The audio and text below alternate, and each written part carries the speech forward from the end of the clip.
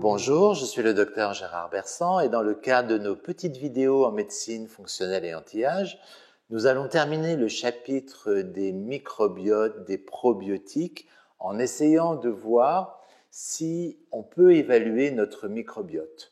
Nous avons vu que notre microbiote, c'est quelque chose de très particulier, de quelque chose qui nous est très personnel. Alors, est-ce qu'il y a un intérêt déjà à l'évaluer? Alors oui. On peut considérer le microbiote un peu comme la population humaine. Nous avons différentes ethnies, les Européens, les Asiatiques, les Indiens, les Africains, etc. À l'intérieur de ces ethnies, nous avons différents types de populations.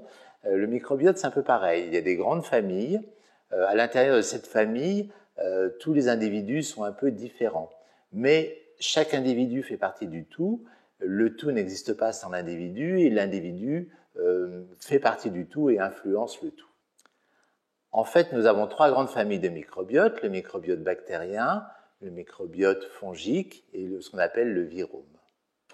Alors, dans le microbiote bactérien, nous allons distinguer les Bacteroidetes, qui contient les bactéroïdes et le Prevotella, qui a été largement impliqué, par exemple, dans le Covid.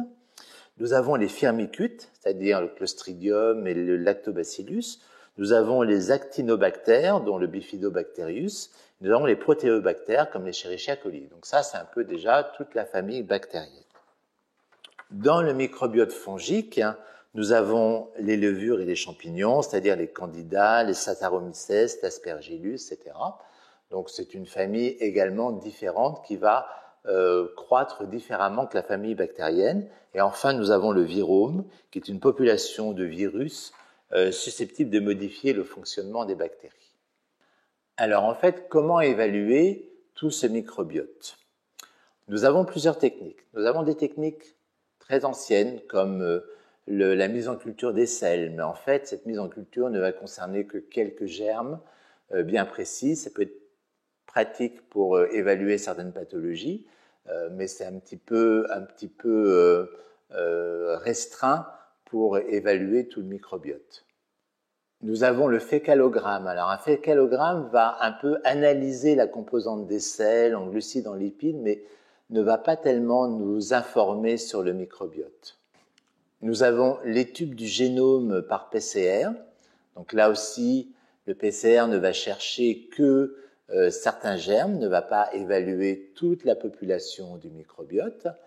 Nous avons tout le séquençage du génome qui se fait pas de manière courante, qui se fait dans les laboratoires. On va chercher l'ADN de chaque famille bactérienne, de chaque famille fongique, etc. Donc ça, c'est ce qu'il y a de plus précis, de plus complet, mais pas du tout pratique en pratique courante, puisqu'on ne peut pas le faire en ville, c'est fait dans les services de recherche hospitaliers. Nous avons également l'analyse bactériologique et physiologique des selles, telle que le fait par exemple les laboratoires réunis, qui s'appelle le Florinscan, qui est déjà une analyse un petit peu plus précise et qui peut aussi déboucher sur le rapport firmicute-bactéroïde, puisqu'on sait que ce rapport bactéroïde-firmicute, qui sont parmi les deux grandes populations bactériennes, va évoluer avec l'âge et va évoluer également avec certaines pathologies. Donc là, déjà, on a quelque chose d'un peu plus précis. Et enfin, on a des signes indirects, tels que ce qu'on appelle les métabolites organiques urinaires.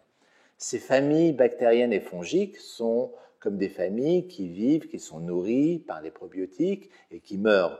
Et la dégradation, c'est-à-dire que la mortalité de ces familles bactériennes va s'évacuer par les urines. Et le fait d'étudier dans les urines les métabolites, les produits de dégradation, les déchets de ces familles bactériennes, va nous renseigner indirectement sur la composition de ces familles bactériennes et fongiques. Ce qu'on appelle les métabolites organiques urinaires.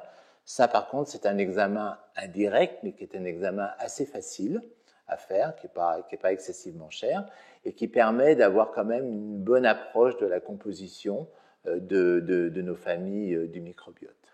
Voilà, on voit qu'il y a plusieurs méthodes d'accès. Il n'y en a que quelques-unes qui sont pratiques. Je pense au Florinscan, je pense au métabolique organique urinaire, voilà, je pense, voilà. Ça, c'est des choses qu'on peut faire couramment et qui vont nous permettre quand même d'évaluer la proportion du microbiote en bactéries, en levures, en champignons, voire en virome, et ce qui va nous permettre de pouvoir adapter justement au mieux les probiotiques, les prébiotiques et éventuellement même donner certains médicaments quand c'est nécessaire, quand il y a des proliférations bactériennes ou fongiques trop importantes. Voilà. Donc ce microbiote est quelque chose de très important. Nous en avons terminé un peu avec cette analyse du système intestinal et le microbiote sert à absorber des nutriments et dans les prochaines vidéos, nous allons commencer à étudier ces nutriments, c'est-à-dire les vitamines, les acides aminés, les minéraux. Voilà, si cette vidéo vous a plu, n'hésitez pas à mettre un pouce et à vous abonner à ma chaîne YouTube. Merci.